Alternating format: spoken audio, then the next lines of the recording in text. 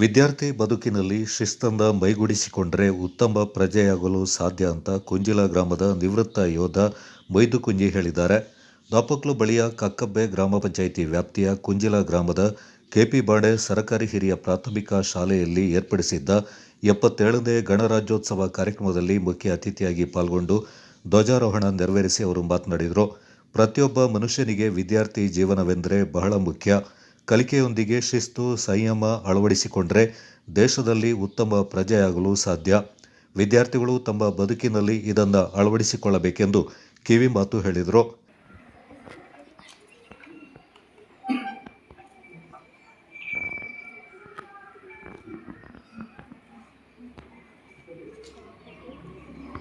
ನಮ್ಮ ದೇಶದ ಎಲ್ಲ ಚಟುವಟಿಕೆಗಳು ಸಂವಿಧಾನ ಪೀಠಿಗೆ ಅವತರಿಸಿದಂತಹ ಆ ಪುಟ್ಟ ಮಗುದು ಒಂದು ಟ್ಯಾಲೆಂಟ್ ನೋಡಿದರೆ ನಮಗೆ ಒಳ್ಳೆ ಖುಷಿ ಆಯಿತು.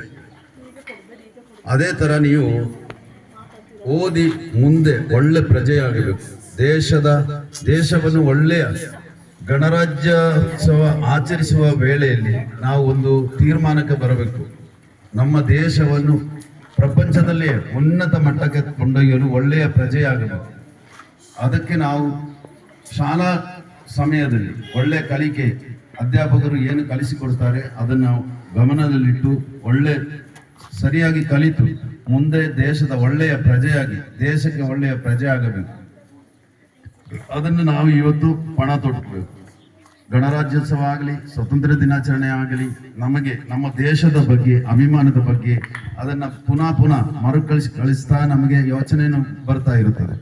ಕಾರ್ಯಕ್ರಮದ ಅಧ್ಯಕ್ಷತೆಯಿಂದ ವಹಿಸಿ ಶಾಲೆಯ ಎಸ್ಟಿಎಂಸಿ ಅಧ್ಯಕ್ಷರಾದ ಸಫಿ ಅವರು ಮಾತನಾಡಿ, ವಿದ್ಯಾರ್ಥಿಗಳು ಉತ್ತಮ ಪ್ರಜೆಗಳಾಗಿ ದೇಶವನ್ನು ಉನ್ನತ ಸ್ಥಾನಕ್ಕೆ ಕೊಂಡೊಯ್ಯಬೇಕೆಂದು ತಿಳಿಸಿದರು.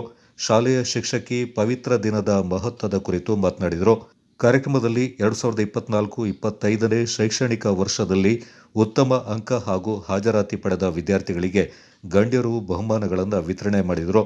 ಬಳಿಕ ಗಣರಾಜ್ಯೋತ್ಸವದ ಕಾರ್ಯಕ್ರಮದ ಅಂಗವಾಗಿ ವಿದ್ಯಾರ್ಥಿಗಳಿಂದ ನಡೆದ ಭಾಷಣ, ಕವಾಯತು ಸೇರಿದಂತೆ ವೈವಿಧ್ಯಮಯ ಸಾಂಸ್ಕೃತಿಕ ಕಾರ್ಯಕ್ರಮಗಳು ನಡೆದು ನೋಡುಗರ ಗಮನ ಸೆಳೆಯಿತು.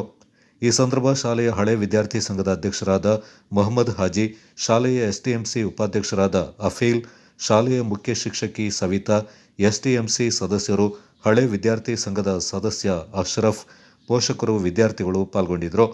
ಶಿಕ್ಷಕ ಗಣೇಶ್, ಮುಖ್ಯ ಶಿಕ್ಷಕಿ ಸವಿತಾ ಕಾರ್ಯಕ್ರಮದಲ್ಲಿ ಪಾಲ್ಗೊಂಡಿದ್ದರು.